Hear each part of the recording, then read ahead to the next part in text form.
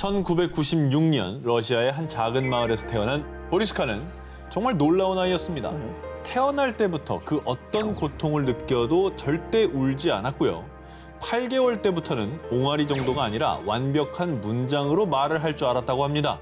아니 아기가 배고프면 울고 그러니까 모든 의사표현은 우는 걸로 하잖아요. 그렇죠. 근데 그거 대신에 그냥 말부터 내뱉었다고? 그렇죠. 울지 배고프니까. 않고 배고파 이랬다니. 그러니까 그게 더 소름인데. 물 줘. 배고파. 기적이. 애기가. 그런데 여기서 끝이 아닙니다. 보리스카가 3살이 채 되지 않았을 무렵엔요. 아니 보리스카 너 지금 뭘 읽고 있는 거야? 보리스카가 우주 관련 서적을 읽고 있었다고 합니다. 그냥 본 게 아니라 읽었답니다. 그러더니 태양계 행성의 이름뿐 아니라 위성과 은하들의 이름까지 줄줄이 읊었다는데요. 3살도 되지 않은 아이가 말이죠. 아니 이건 영재 수준을 뛰어넘는 거잖아요. 이거는 이거는 공상과학 소설에 나오는 주인공 같아. 이게 말이 됩니까? 우주에 관심이 많은 아이입니다. 그렇다고 해서 3살이잖아요. 그리고 또 언젠가부터는 외계어 같은 정체불명의 언어를 중얼거리더니 부모에게 충격적인 말을 했습니다. 사실 저는 화성에서 왔어요. 보리스카의 말에 의하면요, 자신은 화성에서 전쟁을 하던 중에 목숨을 잃었고 이후에 이 지구에서 환생한 거라고 합니다. 그리고 이를 증명하기 위해 보리스카는 자신이 살던 화성에 대해 구체적인 설명을 했는데요. Ну, были похожи. How were they different? Ну,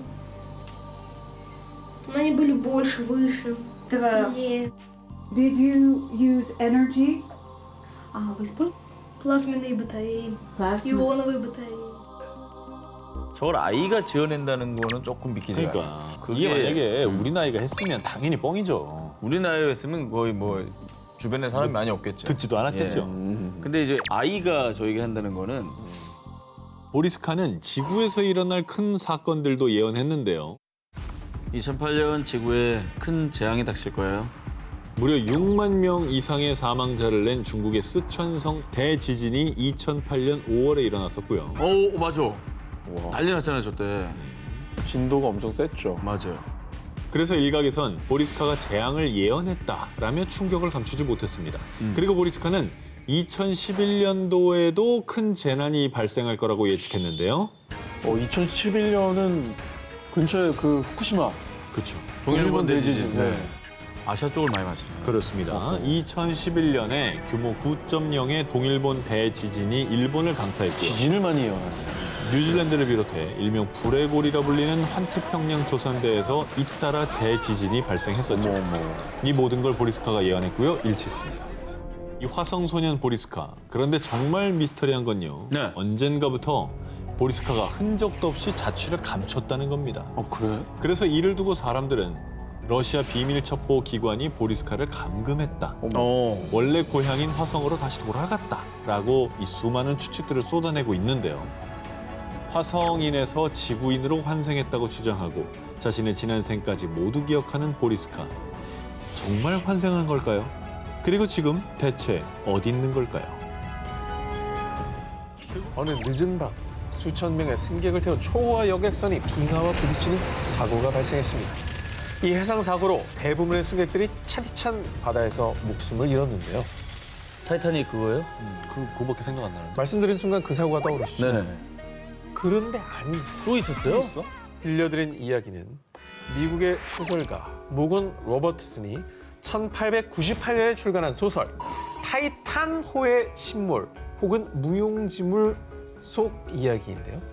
아 이름이 타이탄이라고? The Wreck of the Titan. 배 이름이 거의 비슷하죠? 타이탄 IC만 붙인 거 아니에요? 네. 야, 타이탄의 침몰이잖아. 사고 전에 출간된 소설이에요. 그럼. 1912년 4월 14일 첫 출항 나흘 만에 2,200여 명의 승객 중 1,500여 명이 사망하는 역사상 최악의 해상 사고를 낸 타이타닉호.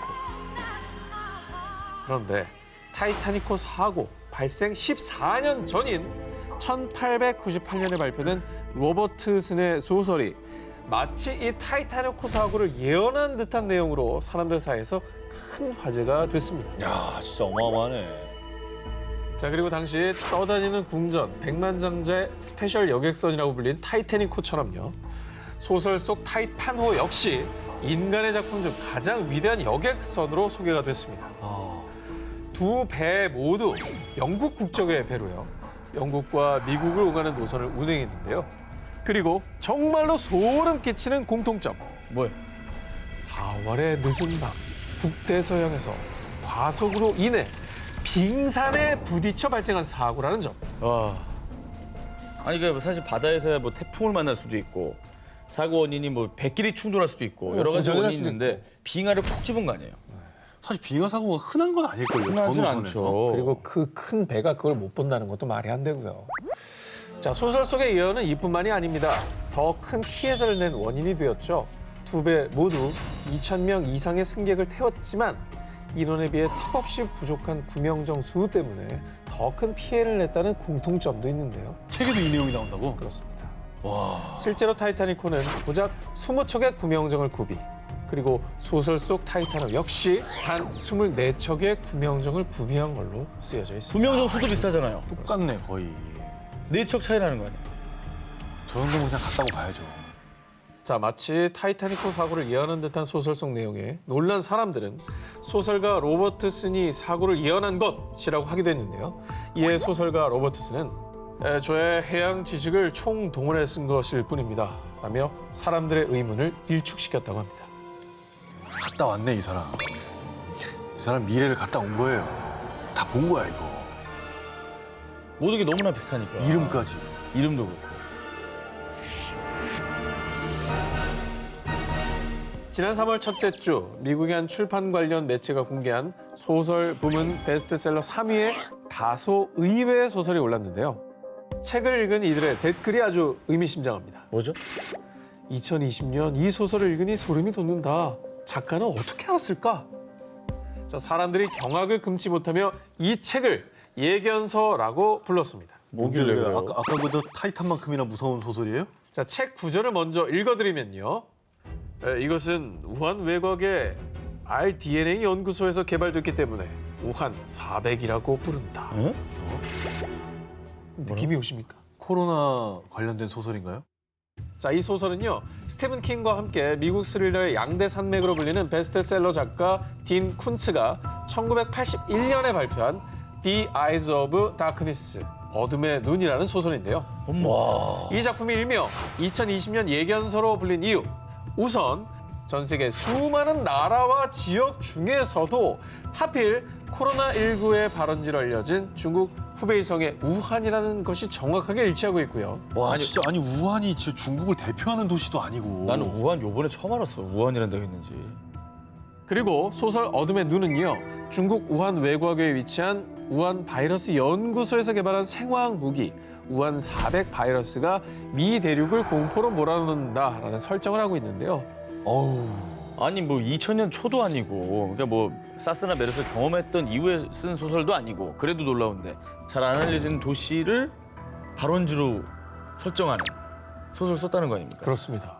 처음에 읽어드린 소설 속 구절. 우한 외곽 모 연구소에서 개발된 물질 우한 400이라는 내용이 나오지 않습니까? 네네. 자, 사람들이 어떤 부분에서 경악을 했느냐면 중국 우한 연구소에서 코로나19 바이러스 유출 사고 의심.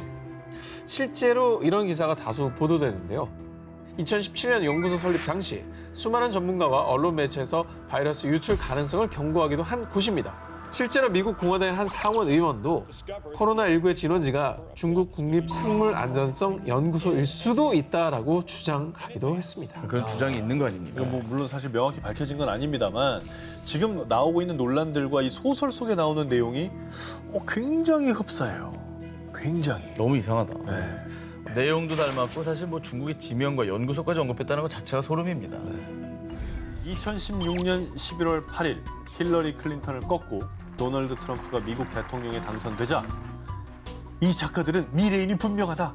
이제 그만 미래인인 거 커밍아웃 해라. 누리꾼들 사이에서 화제의 중심으로 떠오른 작품이 있었으니 바로 미국 국민 애니메이션. 와, 짱이죠. 이거 보셨죠? 오기 전에 보셨죠? 아, 저는 이게 예견한 게 너무너무 많아서 아마 기사 양이 엄청날걸요? 맞아요. 뭔데요? 맞아요. 너무너무 많습니다. 자, 그중에서도 중요한 것들만 제가 알려드리겠습니다. 1987년 4월부터 무려 33년째 방영 중인 미국 최장수 애니메이션 심슨 가족은요. 가족 간의 사랑은 물론 정치, 종교, 환경 이런 다양한 사회 문제에 대한 해학과 풍자로 시청자들의 큰 사랑을 받고 있습니다. 그런데 심슨 가족에 대한 논란이 일기 시작했는데요. 바로 노스트라다무스급 예언 적중으로 작가들이 미래인이 아니냐라는 주장이 등장한 겁니다. 앞서 말씀드린 2016년 트럼프의 대통령 당선을 무려 16년 전인 2000년에 정확히 예언. 트럼프를요? 그렇습니다. 저 장면이 이제 대표죠, 대표. As you know, we've inherited quite a budget crunch from President Trump. How bad is it, Secretary Van Houten? 저 장면이 나옵니다, 저렇게. 16년 전에? 네. 저 장면 캡처 많이 돌아요, 저 장면이. 네. 이뿐만이 아닙니다. 심슨 가족 작가가 미래인이라는 증거는 정말 차고 넘칩니다. 1998년 한 에피소드에서는 미국의 유명 엔터테인먼트 회사 월트 디즈니사와 미국의 유명 영화사 21세기 폭스사가 합병된 모습이 나옵니다. 우와. 저기 보시면 21세기 센츄리 폭스의 밑에 저렇게 나오죠. 디비전 오브 월드 디즈니. 그런데 이것이 현실로 이루어졌습니다. 2017년 월트 디즈니사가 21세기 폭스를 인수한 겁니다.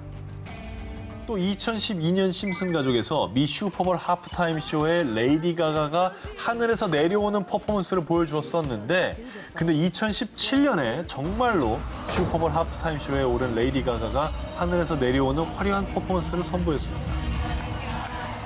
그리고 최근 해외 온라인 커뮤니티에서는 또다시 심슨 대체 어디까지? 라는 제목으로 화제가 된 내용이 있었는데요. Outbreak of the deadly Pandora virus is spreading rapidly. All ships must remain at sea. 코로나19 확진자가 탑승해 표류한 일본 크루즈 사태와 너무나도 비슷한 에피소드가 무려 8년 전인 2012년에 방송이 된 겁니다.